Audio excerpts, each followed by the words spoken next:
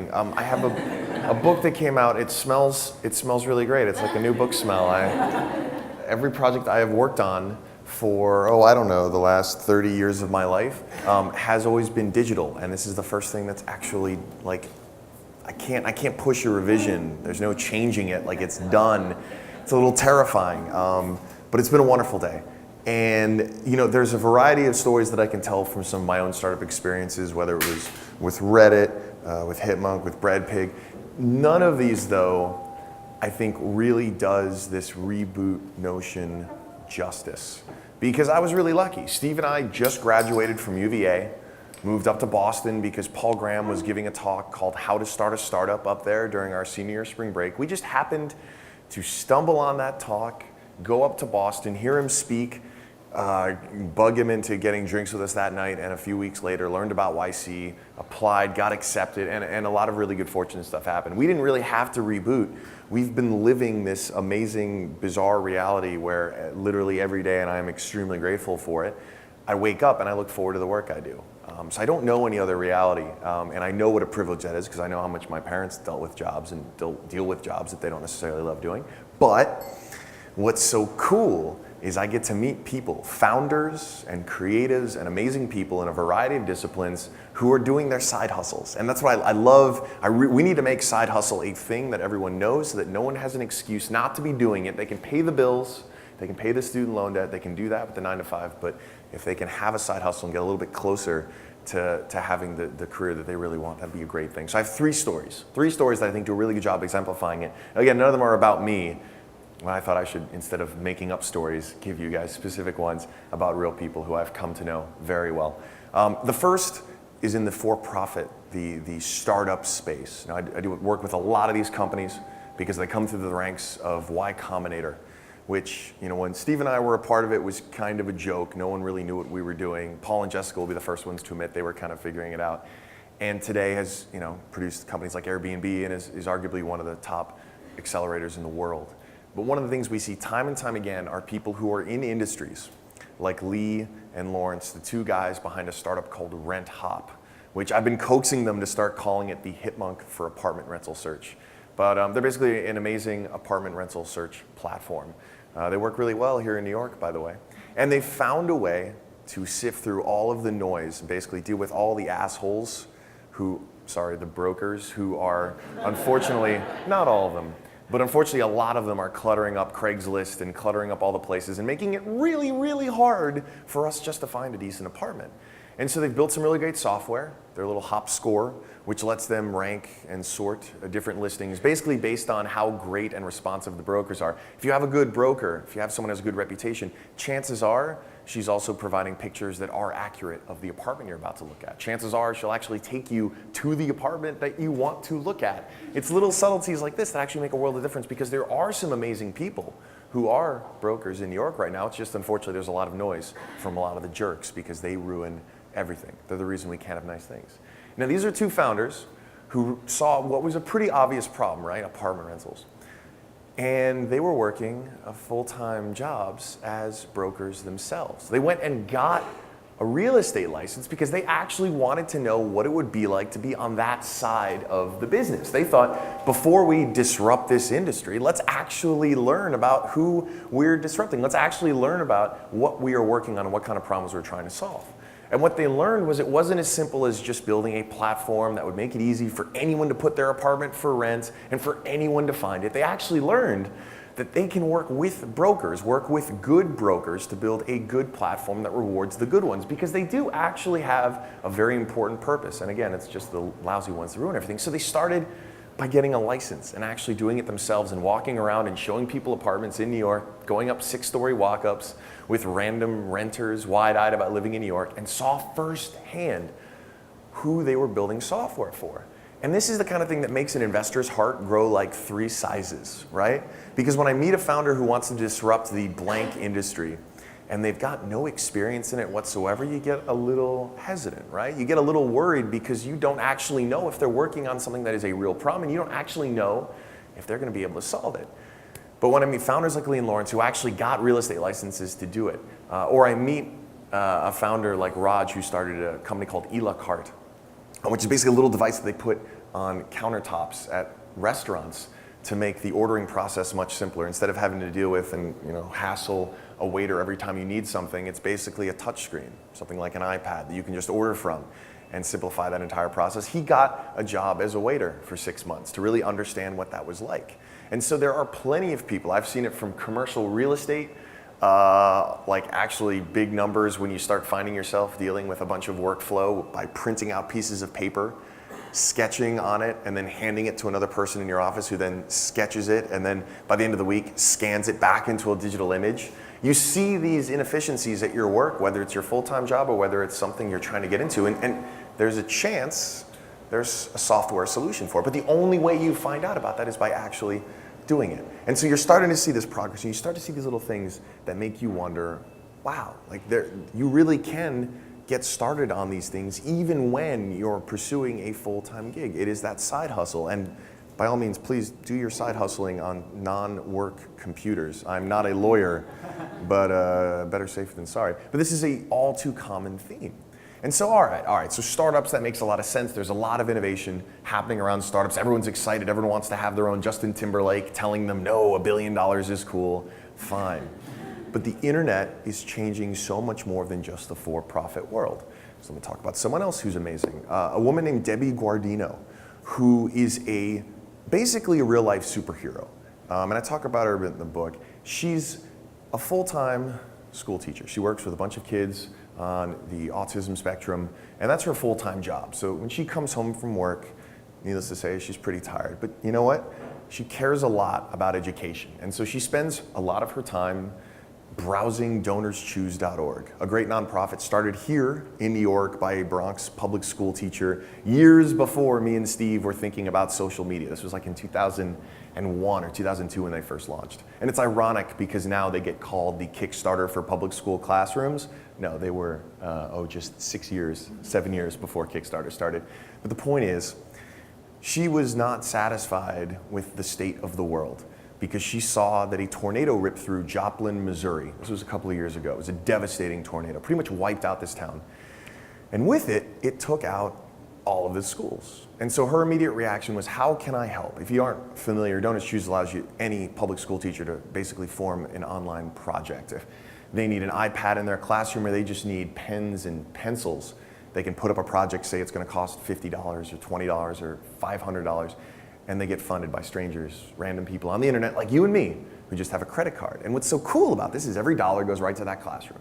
So it's amazingly transparent, amazingly effective. And she thought, you know what, I want to do something about this. And here's Debbie Guardino. She's down in Virginia. Again, she's exhausted from working hard as a teacher herself. And she's like, you know what, I want to do something about this. And her first reaction was to go on DonorsChoose and search for programs in Joplin, Missouri. There were none. So her reaction was, well, these teachers must not yet know about DonorsChoose. What can I do? So she gets on social media. She gets on Twitter and she gets on Facebook. This is someone who, by her own admission, is not a technologist, but she starts hustling. She starts tweeting at people. She starts Facebooking people. And she starts working her way down the list of anyone she can find who would be in any way interested in helping this community. Now, I'm one of the people she manages to get in touch with.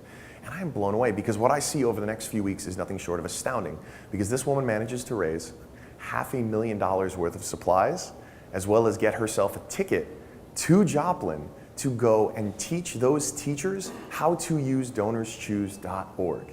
So it's the classic. It's not just giving them fish, right? She's teaching them how to fish. She gets on this plane, she goes there, and in the span of months thereafter, was the single biggest driving force in rebuilding the education system in this town. And I see this, and again, by her own admission, she is not a technologist. She is a passionate, amazing human being who 10 years ago would have been the exact same amazing human being, but only would have been able to make this much of an impact. Maybe if she lucked out, maybe she would have gotten a mailing list going, and maybe she would have raised some fraction of this money. Maybe she would have gotten the national press that she deserved. Maybe, but probably not. And what's so cool about Debbie is that she didn't wait, she just did it.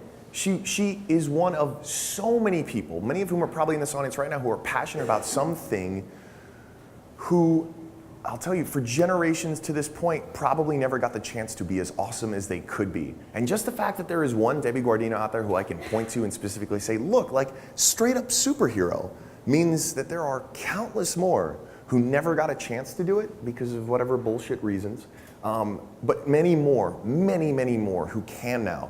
And this is the world of philanthropy. This is not the world of startups and IPOs. This is the world of people who simply want to make the world suck a bit less. Like, when it's happening there by people who are not themselves technology, she's not up all night working on her latest Objective-C app trying to get on the front page of the App Store, right? She's got her full-time job, but she's found her passion in the work that she gets to do, and she can do it all from a keyboard with an internet connection. That is amazing. All right, so you've got the for-profit. Let's talk about art. Let's talk about comics, because webcomics are kind of a thing that I love. And remember, for all of pretty much publishing history, if you wanted to have a comic everyone saw, whether it was Far Side or Calvin and Hobbes, you needed to be on that Sunday comic section, right? There was no other platform to ever get to unless you were there, and there was no way for anyone else to see it. But the problem is, you had to get the approval of some particular person who said, yeah, that's good enough for what we need. And what kills me is we did get some great comics. You know, imagine a world without Bill Watterson is a much poorer world. We also got Family Circus, which is inexplicable. That's still, like, who is still reading that, right? But what we didn't get were a lot of the genius and the talents and the wisdom from people like Watterson, Calvin and Hobbes' author, of course, because he knew he could not write about certain things. He couldn't really delve into a lot of the issues that may have been a little bit more controversial, a little bit more interesting, a little bit more thoughtful, because no, it's the Sunday comic section, don't offend anyone. And I actually have a very good story to show that. The short version of it is, there was the comic artist who was working at the ASPCA, and he was pretty bummed out by the work that he had to do every day, because he loved animals, but he hated how awful humans are to them. And so he started a comic to keep himself entertained, and it was doing pretty well in Seattle. He had a newspaper pick it up. And then he went down to San Francisco on vacation, and he found the Chronicle and thought, you know what? If I get enough of these newspapers to syndicate me, I could eventually get an audience and actually make enough money with my side hustle. This is a few years ago. Make enough money in my side hustle with these newspapers that I don't have to work at the ASPCA anymore. And it'll be great because I can help animals in other ways. I don't have to do that for a job. And he gets back to Seattle and he finds out that the newspaper just canceled his comic. They said it was just a little too offensive, it upset too many people. And he felt so grateful because he had just gone down to the San Francisco and the Chronicle had picked him up. If the Chronicle had not said, yeah, we'll pick you up, he would have probably gone back to the ASPCA and never picked up another pen or pencil. And we would never have had The Far Side because that guy was Gary Larson. And when you consider what the world would be like without Gary Larson, it's a very sad place, right? We can all agree. And this is just one specific example. Now, what's so cool is I'm watching, and I'm fortunate enough to be friends with, this is the biggest perk of the whole Reddit thing, is you get to be friends with all these webcomic artists. So XKCD, Ryan North, Saturday Morning Breakfast Cereal, Side Night and Happiness. These are artists who just started publishing. They just started publishing, and now they have millions of readers. In fact, until recently, XKCD actually had more readers every day than Reddit did, which really hurt because they only publish thrice a week. Like, they only have new content 3 times a freaking week, and they had more traffic for quite some time. But what's so nifty is you get to see, again, it's these side hustles start to emerge. Now, remember, a lot of this is not yet developed. A lot of this is not fully developed. The mechanisms by which, for instance, webcomic artists can finance their work is still not fully matured, right? We're still figuring this out. Kickstarter didn't exist 4 years ago, and now it's the primary way for every one of these artists to make most of the money they make self-publishing. But when they got their start, Zach Wiener was actually a closed captionist. Like, he was the dude who would type up closed captions. And if you want to talk about hating your life, talk to Zach about what his job was like. This is a very talented, very smart, incredibly smart, well-read person who spent his days just typing out the inane things that people on TV said, right? Can you imagine Jersey Shore and having to do that I don't actually know if he did that, but that's probably the worst case scenario, right? Can you imagine having to do that? But he kept his side hustle up. He started that blog. He started posting to it regularly and just started making art that he was proud of and shared with the world. And eventually, I mean, it took years, But eventually you started getting the momentum, and then eventually you started making enough money just from random banner ads and from little merch sales here and there. But he was one of the pioneers. All those artists that I was just talking about were part of the sort of the first generation of webcomic artists who have made now tremendous careers for themselves. They're all doing quite well, making their living just drawing comics every day. It's a pretty good gig. But there's an entirely new generation coming up right now that is still, they're doing side hustles. They're still refining what they're doing, but there are so many more platforms, right? Kickstarter, there's Patreon, which, full disclosure, I am an investor in. There are scores more that are being worked on right now that are helping connect artists with their fans and make a living from it. And I don't even know what's next. I have no idea. But what I know is that 4 years ago, there was a clear trend that random people on the internet were willing to give money to other random people who they believed in. And you're gonna meet at least, tonight you're guaranteed to meet at least one person who I'm sure has benefited from the kindness of random people on the internet who just liked what they did. And so how great does it feel? If you've never, like your story about the letter from the mom, like that is such a simple gesture, but because it can happen now at such a scale, you can just be glancing at your phone right now, ignoring what I'm saying, and see a tweet, which is okay, and see a tweet from someone who has been impressed by something you have written, some idea you had, something you launched, that is amazing. That is like a direct shot of endorphins into your face because it's real and it feels authentic, and it may have a typo and it may involve a photo of a cat, but that's still great. In fact, it's better because it has cats. Like, and again, it's still so early on, but it is almost undeniable now in the land of startups and in the land of the for-profit and the land of all that, and that's great, and that stuff is going to continue to thrive. But it continues to develop, even in the world of nonprofits, even in the world of the arts, and I'm just so optimistic because all of those stories that I've just told you, all the stories you're going to hear tonight, probably could not have happened just 10 years ago and for any other year before that. And so, I don't know, I like seeing people get to be awesome. I like seeing people get to do what they want and be great at because it's going to mean better stuff for me, right? I'm just a lazy consumer. I want people to be making better art. I want people to be having better nonprofits. I want better things to exist in the world. And the internet's making so much of that possible. And just by virtue of the fact that you all are here is a tremendous sign, because I swear so many people never get past that first stage of having that great idea. They never actually, figuratively speaking, kick themselves in the butt to do it. Just launch, whether it's your precious Android app, whether it is your webcomic, whether it is your Etsy store, whether it is your whatever. No one is going to care if you fall on your face because no one is looking. No one. That is the greatest benefit to being some random person on the internet, is that, yes, it's a curse too because you're trying to get people to pay attention, but no one will care if you fail. If you are, and I'm sorry, Sean, we're not friends, but I don't really know him. If you're Sean Parker and you're launching Airtime and you invite a bunch of celebrities and a really expensive gala in New York to launch your new product and it doesn't work out, people will notice and it will probably suck. Right? It's really terrifying as the dude like putting out a book in the world thinking like, God damn, this is gonna really hurt if people hate this, right? But the only thing that Steve and I had when we got started and we were just a couple of nobodies out of UVA was the fact that no one, except for our parents, was looking. And that was great, and it's incredibly liberating. And hopefully you have supportive parents who are also supporting whatever it is you want to do. But even if you don't, prove them wrong. But the fact of the matter is, just by virtue of you guys being here, you are taking far more steps than most people.